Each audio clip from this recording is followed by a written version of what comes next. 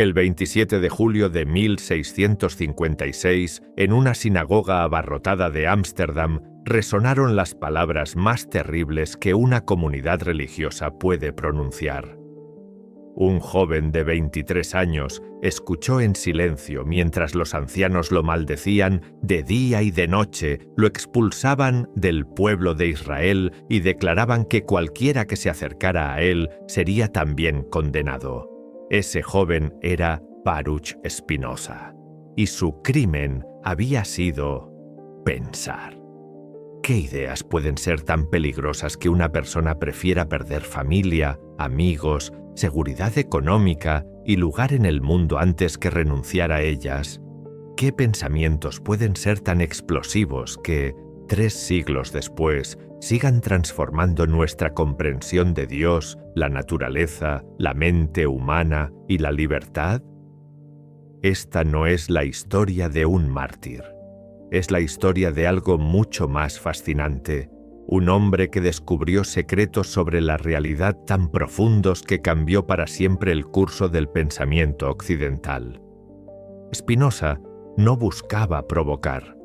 No era un revolucionario político ni un rebelde social. Era simplemente alguien que no podía dejar de preguntarse: ¿y si todo lo que creemos sobre Dios, el alma, la libertad y la felicidad está completamente equivocado? Lo que descubrió lo convirtió en el filósofo más temido y censurado de su época, y en uno de los pensadores más influyentes de la nuestra. Sus ideas fueron tan adelantadas a su tiempo que Einstein las llamó divinas. Los neurocientíficos actuales confirman sus intuiciones sobre las emociones, y los ecólogos encuentran en él las bases filosóficas para una nueva relación con la naturaleza. A continuación, vamos a adentrarnos en la mente más peligrosa del siglo XVII. Vamos a descubrir por qué las autoridades religiosas quisieron silenciarlo, por qué sus libros fueron prohibidos en toda Europa y por qué sus ideas siguen siendo tan revolucionarias hoy que podrían cambiar completamente su forma de ver el mundo. Prepárense para conocer a Baruch Spinoza, el hombre que se atrevió a pensar lo impensable y pagó el precio más alto por ello.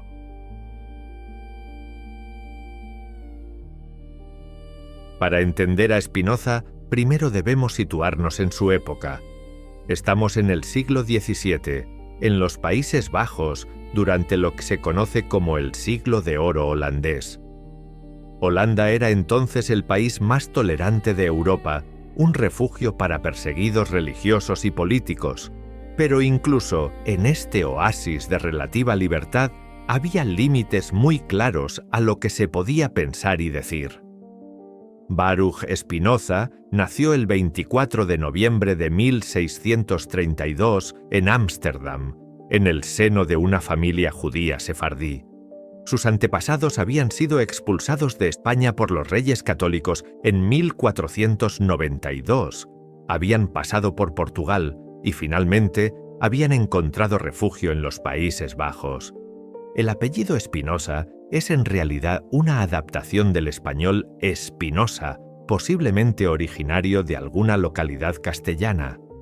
Su nombre de pila, Baruch, significa bendito en hebreo, aunque también era conocido como Bento en portugués y firmaba sus obras como Benedictus en latín. La infancia de Spinoza estuvo marcada por pérdidas devastadoras. Su madre, Hanna Débora, murió cuando él tenía apenas 6 años.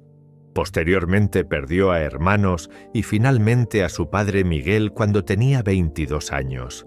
Estas experiencias tempranas con la muerte y el sufrimiento probablemente influyeron en su posterior reflexión filosófica sobre la naturaleza humana y las emociones.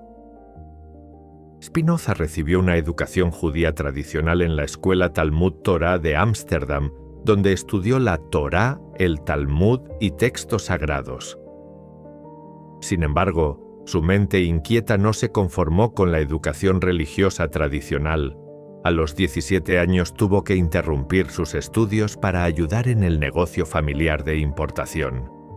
Pero continuó su formación con Franciscus van den Enden, un ex jesuita liberal que le enseñó latín, filosofía cartesiana y ciencias. Detengámonos aquí para explicar algo fundamental. Spinoza no surgió de la nada. Su pensamiento se nutrió de múltiples fuentes que debemos conocer para entenderlo completamente. Primero, la filosofía cartesiana. René Descartes había revolucionado la filosofía con su método de la duda sistemática y su famoso pienso, luego existo. Spinoza admiraba el rigor metodológico de Descartes, pero pronto desarrollaría críticas fundamentales a su dualismo mente-cuerpo. Segundo, la filosofía política de Thomas Hobbes. Hobbes había propuesto una visión naturalista del ser humano y del poder político que impactó profundamente al joven Spinoza. Tercero, y esto es crucial, la tradición filosófica judeo-árabe medieval. Pensadores como Avicena, Averroes y Maimónides habían explorado ideas sobre la relación entre Dios y el universo que resonarían en el pensamiento maduro de Spinoza. Gradualmente, Spinoza comenzó a desarrollar ideas que chocaban frontalmente con la ortodoxia religiosa. Empezó a cuestionar la veracidad literal de las escrituras, la idea de la inmortalidad personal del alma y la noción de un Dios trascendente y personal. Estas ideas no pasaron desapercibidas. El 27 de julio de 1656, cuando tenía apenas 23 años, Spinoza fue excomulgado de la sinagoga de Ámsterdam mediante uno de los herem, excomuniones, más duros de los que se tiene registro. El texto de la excomunión es estremecedor. Habla de abominables herejías y actos monstruosos y declara que Spinoza debe ser maldito de día y de noche. Pero aquí viene lo extraordinario. Spinoza aceptó su destino con serenidad. No pidió perdón, no se retractó. En lugar de eso, cambió definitivamente su nombre hebreo Baruch por la forma latina Benedictus y comenzó una nueva vida como pensador independiente. Tras su excomunión, Spinoza se vio obligado a ganarse la vida de otra manera. Aprendió el oficio de pulir lentes para microscopios y telescopios, una actividad que le proporcionaba los ingresos necesarios para subsistir modestamente. Aquí hay una hermosa ironía. Mientras pulía lentes para ayudar a otros a ver mejor el mundo físico, Spinoza estaba desarrollando las herramientas conceptuales para ayudar a la humanidad a ver mejor la realidad en su conjunto. Vivió sucesivamente en Regensburg y en Würzburg y finalmente en La Haya, donde murió en 1677 a los 44 años por una afección pulmonar, probablemente tuberculosis o silicosis por polvo de vidrio. Durante estos años de relativo aislamiento, Spinoza desarrolló su sistema filosófico completo. Presentemos sus obras principales, porque cada una representa un aspecto crucial de su pensamiento. Tratado sobre la reforma del entendimiento, inacabado. Esta obra funciona como el discurso del método spinoziano. Aquí explica cómo debemos liberarnos de los prejuicios y las ideas confusas para alcanzar el conocimiento verdadero. Breve tratado sobre Dios, el hombre y su felicidad. La única obra que escribió en neerlandés, descubierta siglos después de su muerte. Es una síntesis temprana de su filosofía.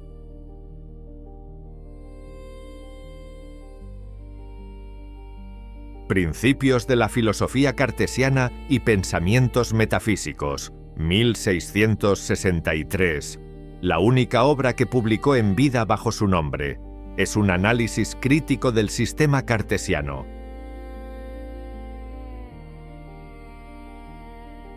la ética demostrada según el orden geométrico, su obra maestra, escrita al estilo de los elementos de Euclides, con definiciones, axiomas, proposiciones y demostraciones.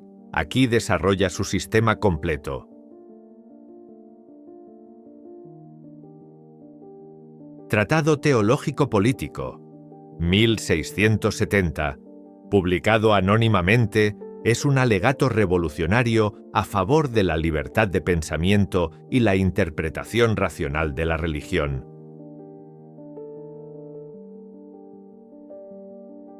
Tratado político, inacabado. Su reflexión sobre la organización del Estado y la democracia. Correspondencia. Más de 70 cartas con los intelectuales más importantes de su época, donde defiende y refina sus ideas. Ahora entramos en la parte más desafiante pero también más fascinante de nuestro recorrido, el pensamiento propiamente filosófico de Spinoza. Necesitamos paciencia y atención, porque vamos a explorar ideas que siguen siendo innovadoras incluso hoy. La afirmación más radical de Spinoza, la que causó mayor escándalo, es su identificación de Dios con la naturaleza. Deus sive natura, Dios o la naturaleza. Para entender esto debemos partir de su concepto de sustancia. Spinoza define la sustancia como aquello que es en sí y se concibe por sí, es decir, aquello que no necesita de otra cosa para existir. Y aquí viene su conclusión extraordinaria. Solo puede existir una sustancia, porque si hubiera dos o más, una dependería de la otra para ser concebida. Esta única sustancia es lo que tradicionalmente llamamos Dios, pero también es la totalidad de la naturaleza. No hay un Dios trascendente que esté más allá del mundo. Deus sive natura es el mundo, es la totalidad de lo real. Esto significa que todo lo que existe son manifestaciones o modos de esa única sustancia infinita. Usted, yo, esta mesa, las estrellas, nuestros pensamientos, nuestras emociones, todos son expresiones temporales de la misma realidad eterna e infinita. Pero ¿cómo conocemos esta sustancia única? Spinoza nos dice que la conocemos a través de sus atributos. Un atributo es aquello que el entendimiento percibe de la sustancia como constituyendo su esencia. Aunque la sustancia tiene infinitos atributos, nosotros solo podemos conocer dos: el pensamiento y la extensión. El mundo físico, espacial. Esto significa que toda la realidad puede ser comprendida desde estas dos perspectivas, como fenómenos mentales o como fenómenos físicos. Y aquí llegamos a una de las ideas más innovadoras de Spinoza, el paralelismo psicofísico. Contra Descartes, que veía mente y cuerpo como sustancias separadas que interactúan misteriosamente, Spinoza afirma que mente y cuerpo son la misma cosa, pero vista desde diferentes atributos.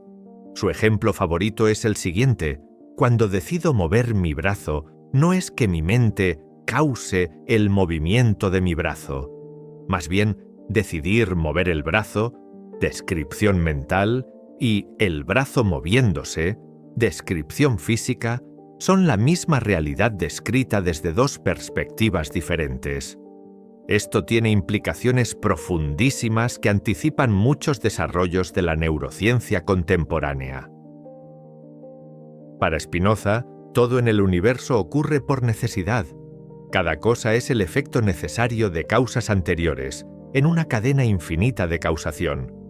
Esto incluye nuestras decisiones, nuestras emociones, nuestros pensamientos. ¿Significa esto que somos robots? ¿Que no hay libertad? En absoluto. Para Spinoza, la libertad no consiste en estar exentos de causas, sino en comprender las causas que nos determinan. Somos libres en la medida en que nuestras acciones fluyen de nuestra propia naturaleza, de nuestro entendimiento y no de fuerzas externas que no comprendemos. Ahora llegamos a uno de los aspectos más fascinantes y prácticos del pensamiento de Spinoza, su teoría del conocimiento. Porque para nuestro filósofo, conocer no es un lujo intelectual, sino literalmente una cuestión de vida o muerte, de felicidad o sufrimiento, de libertad o esclavitud. Spinoza distingue 3 géneros de conocimiento, cada uno con diferente valor para nuestra vida. Pero aquí viene algo crucial. Estos no son simplemente teorías abstractas, son modos reales de existir, maneras concretas en las que vivimos y experimentamos el mundo día a día. El primer género es el conocimiento basado en experiencias fragmentarias, rumores, signos confusos y asociaciones casuales. Es el nivel en el que, lamentablemente, vivimos la mayor parte del tiempo, sumergidos en prejuicios, supersticiones, miedos irracionales y esperanzas infundadas. Cuando vemos nubes negras y pensamos «va a llover», basándonos únicamente en experiencias pasadas, sin entender realmente los procesos atmosféricos, o cuando asociamos a una persona con peligro simplemente porque nos recuerda a alguien que nos hizo daño. Los estereotipos raciales, de género o nacionalidad operan exactamente en este nivel. Vemos características superficiales y por asociación confusa, atribuimos cualidades que no tienen relación causal real con esas características. El miedo irracional a volar en avión, cuando estadísticamente es mucho más seguro que conducir. Nuestra imaginación magnifica los peligros poco probables y minimiza los reales. Spinoza nos explica que en este primer género, nuestras ideas expresan las afecciones del cuerpo, pero nada nos dicen sobre las causas de esas afecciones. Es decir, sabemos que nos sentimos bien o mal, pero no entendemos por qué. La trampa de la imaginación. Lo peligroso de este género no es que sea completamente falso, sino que es parcial y confuso. Contiene fragmentos de verdad mezclados con errores, lo que lo hace especialmente seductor. Es el reino de las medias verdades que tanto daño pueden hacer. El segundo género es el conocimiento de las nociones comunes, las propiedades que comparten todos los cuerpos y que nos permiten entender las leyes universales de la naturaleza. La ciencia moderna opera principalmente en este nivel cuando comprende regularidades, leyes causales y principios generales. ¿Qué son exactamente las nociones comunes? Son aquellas propiedades que mi cuerpo tiene en común con otros cuerpos. Por ejemplo, todos los cuerpos tienen extensión, movimiento, capacidad de afectar y ser afectados. Al comprender estas propiedades comunes, puedo entender las leyes que rigen las interacciones. Cuando Newton comprendió que la misma fuerza que hace caer una manzana mantiene la luna en órbita, estaba operando con nociones comunes, la gravitación universal. Cuando los médicos entienden que ciertos virus afectan de manera similar a diferentes organismos, están usando nociones comunes biológicas. Comprender que todos los humanos buscan perseverar en su ser, el conatus, nos permite entender comportamientos aparentemente irracionales. El adicto que se autodestruye no está actuando contra su conatus, sino expresándolo de manera confusa y contraproducente.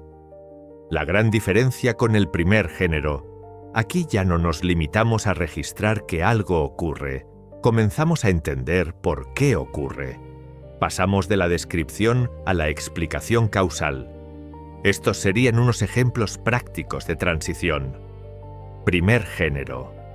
Me siento ansioso cuando hay mucha gente. Segundo género. Me siento ansioso en multitudes porque mi sistema nervioso interpreta la sobreestimulación sensorial como una amenaza potencial, activando respuestas evolutivas de supervivencia. El tercer género. Aquí llegamos al tipo más perfecto de conocimiento. una especie de visión directa de la esencia individual de las cosas y de su lugar necesario en la totalidad. Es el conocimiento del sabio que ve cada cosa particular como expresión necesaria del todo infinito. ¿Qué significa exactamente esto?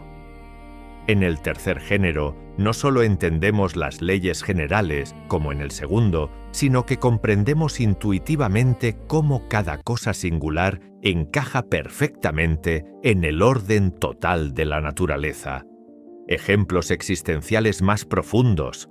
En el autoconocimiento, no solo entender que tengo ciertos patrones emocionales, segundo género, sino comprender intuitivamente cómo estos patrones expresan mi esencia particular y cómo encajan perfectamente en mi historia, mis relaciones y mi lugar en el mundo.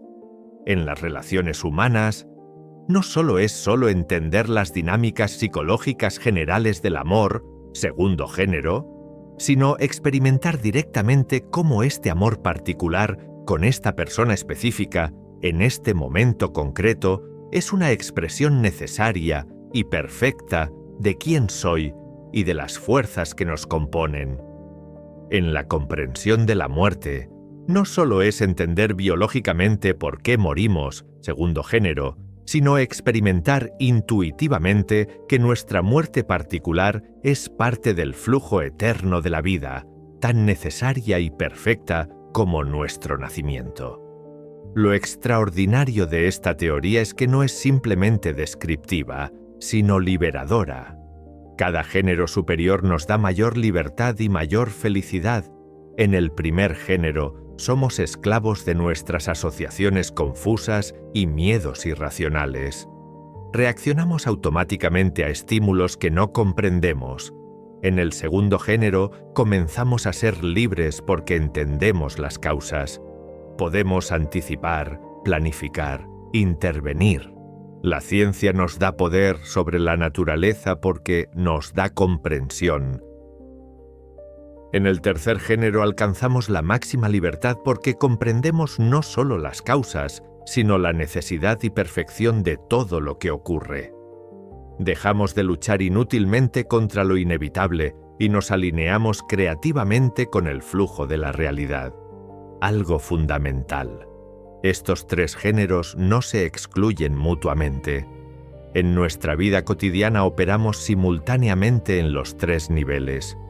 Podemos tener conocimiento científico sobre la nutrición, segundo género, mientras seguimos teniendo reacciones emocionales irracionales hacia ciertos alimentos, primer género, y al mismo tiempo experimentar momentos de comprensión intuitiva sobre nuestros patrones alimentarios, tercer género. La meta no es eliminar los géneros inferiores, sino reconocerlos por lo que son y cultivar progresivamente los superiores. Un sabio espinociano no deja de tener imaginación o emociones, simplemente las comprende y las integra en una visión más amplia y luminosa de la realidad. Esta teoría del conocimiento tiene consecuencias inmediatas para cómo vivimos. En la educación, deberíamos movernos gradualmente desde la memorización mecánica, primer género, hacia la comprensión de principios, segundo género, y finalmente hacia la sabiduría intuitiva, tercer género. En la terapia, no basta con identificar nuestros problemas psicológicos, necesitamos entender sus causas, segundo género, y finalmente integrarlos en una comprensión total de nosotros mismos, tercer género. En la política, las decisiones basadas en prejuicios y miedos, primer género, nos llevan al autoritarismo. Necesitamos políticas basadas en evidencia, segundo género, orientadas hacia una visión sabia del bien común, tercer género.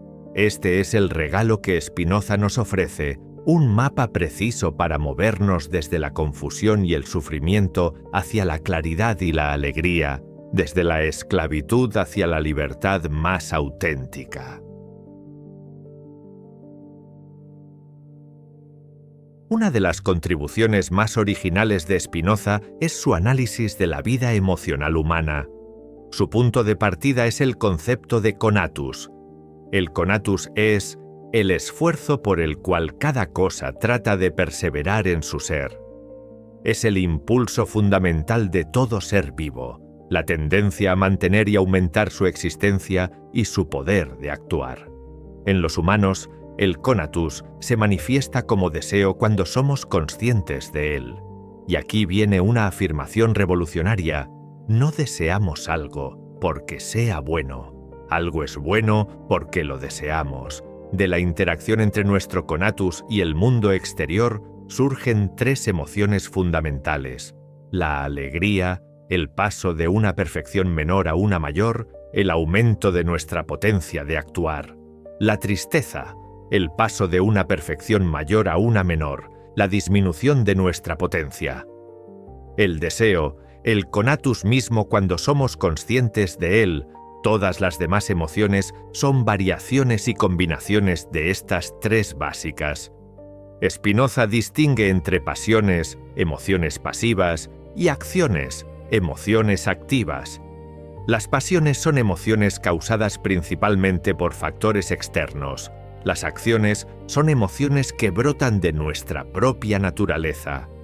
El objetivo de la vida ética es transformar paulatinamente las pasiones en acciones, convertirnos en causa de nuestras propias emociones en lugar de ser meros efectos de las circunstancias externas. Spinoza rechaza la idea de valores morales absolutos. Para él, bueno y malo son términos relativos que expresan nuestra relación con las cosas, no propiedades intrínsecas de ellas. Bueno es aquello que sabemos con certeza que nos es útil, que aumenta nuestra potencia de actuar y nuestra alegría. Malo es aquello que sabemos con certeza que impide o disminuye nuestra potencia. El objetivo supremo de la ética spinoziana es la beatitud o felicidad suprema. Esta beatitud consiste en el amor intelectual hacia Dios, amor Dei intellectualis, que es el gozo que surge del conocimiento más perfecto de la realidad. Cuando comprendemos verdaderamente nuestra naturaleza y nuestro lugar en el cosmos, cuando vemos que somos expresiones necesarias y eternas de la sustancia infinita, experimentamos una alegría indestructible que no depende de circunstancias externas. En una de sus afirmaciones más enigmáticas, Spinoza sostiene que la mente humana no puede ser absolutamente destruida con el cuerpo, sino que algo de ella permanece que es eterno. No se trata de inmortalidad personal en el sentido tradicional, sino de que aquella parte de nosotros que consiste en ideas adecuadas y conocimiento verdadero participa de la eternidad de la verdad misma. Para Spinoza, la política debe basarse en el conocimiento de la naturaleza humana real, no en idealizaciones moralizantes. Los seres humanos son, ante todo, seres movidos por el conatus, por el deseo de perseverar y prosperar. En el estado de naturaleza, cada individuo tiene derecho a todo lo que su poder le permite obtener. Pero esto lleva al conflicto y la inseguridad. Por tanto, es racional unirse y formar sociedades civiles donde se renuncia a parte del poder natural a cambio de seguridad y beneficios mutuos. Pero aquí viene lo crucial. Nadie puede renunciar completamente a su derecho natural. Si un gobierno se vuelve tiránico, si impide que las personas busquen su propia conservación y felicidad, pierde legitimidad. Spinoza formula una de las primeras defensas filosóficas sistemáticas de la democracia. La considera el régimen más racional porque es el que mejor favorece que la potencia colectiva de la multitud se exprese y se desarrolle. Aunque también reconoce el valor de formas monárquicas o aristocráticas en determinados contextos, presenta a la democracia como el régimen más acorde con la libertad y con la potencia común, sin afirmar que sea el único legítimo. Un gobierno democrático es más estable porque se basa en el acuerdo racional de los ciudadanos, no en el miedo o la superstición. En su tratado teológico-político, Spinoza defiende apasionadamente la libertad de pensamiento y expresión. Argumenta que un gobierno que trata de controlar las mentes de sus súbditos está destinado al fracaso, porque el pensamiento es por naturaleza libre. Más aún, la diversidad de opiniones y el debate libre fortalecen la sociedad, mientras que la censura la debilita. Spinoza fue uno de los pioneros de lo que hoy llamamos crítica bíblica.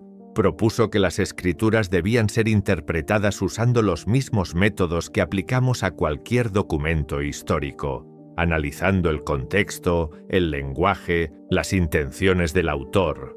Esta aproximación lo llevó a conclusiones revolucionarias. Muchos libros bíblicos no fueron escritos por sus supuestos autores, contienen contradicciones e inconsistencias y reflejan el conocimiento limitado de su época. Para Spinoza, el valor de la religión no está en su verdad literal, sino en su capacidad para promover la justicia y la caridad. Una religión es buena si hace que las personas sean más virtuosas, más justas, más compasivas. Spinoza rechaza categóricamente la posibilidad de milagros entendidos como violaciones de las leyes naturales. Para él, esto sería contradictorio con la perfección e inmutabilidad de Deus sive natura. Lo que llamamos milagros son simplemente eventos cuyas causas naturales no comprendemos todavía. Como pueden imaginar, las ideas de Spinoza causaron un escándalo monumental en su época. Sus obras fueron objeto de condenas, prohibiciones locales y réplicas. Ser llamado spinocista se convirtió casi en sinónimo de ateísmo. Fue durante el romanticismo alemán cuando Spinoza comenzó a ser redescubierto y revaluado. Filósofos como Lessing, Herder, Goethe y especialmente Hegel vieron en él a un precursor. En el siglo XX, su influencia atraviesa la filosofía contemporánea, Deleuze, Althusser, Negri, Macherey, la neurociencia, Damasio, la ecología y la filosofía de la mente. También ha sido leído desde el existencialismo, afinidades temáticas con libertad y responsabilidad, y desde perspectivas estructuralistas por su visión sistemática. Es famosa la respuesta de Einstein cuando le preguntaron si creía en Dios. Creo en el Dios de Spinoza, que se revela en la armonía ordenada de lo que existe. Einstein encontró en Spinoza una manera de ser profundamente espiritual sin recurrir a supersticiones. Concluyamos explicando por qué consideramos que Spinoza sigue siendo extraordinariamente relevante para nosotros. En una época de crisis ambiental, la visión spinociana de la unidad fundamental de la naturaleza nos ofrece bases filosóficas sólidas para una ética ecológica. La psicología y neurociencia contemporáneas han confirmado muchas intuiciones spinocianas sobre el funcionamiento de las emociones y su relación con la razón. En un mundo amenazado por fundamentalismos de todo tipo, la defensa spinociana de la tolerancia y el pensamiento crítico es más necesaria que nunca. Frente a morales basadas en el deber y la culpa, Spinoza nos ofrece una ética basada en la alegría, el conocimiento y la realización plena de nuestras potencialidades.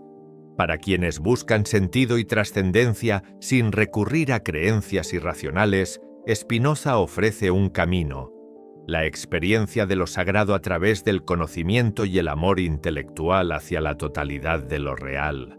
Hemos recorrido juntos la extraordinaria aventura intelectual de Baruch Spinoza, Un hombre que pagó el precio de la soledad por su coherencia intelectual, pero que nos legó herramientas conceptuales de valor incalculable para comprender mejor nuestro mundo y a nosotros mismos. Spinoza nos enseña que pensar es el acto más libre y más alegre que podemos realizar. Nos invita a superar nuestros miedos y prejuicios, a abrazar la complejidad de lo real y a encontrar en el conocimiento el camino hacia una vida más plena y satisfactoria. Como él mismo escribió, el hombre libre piensa menos en la muerte que en nada, y su sabiduría no es una meditación sobre la muerte, sino sobre la vida. Y recuerden, la filosofía no es un lujo intelectual, sino una necesidad vital. En un mundo lleno de confusión y conflicto, necesitamos más que nunca la claridad y la sabiduría de pensadores como Spinoza.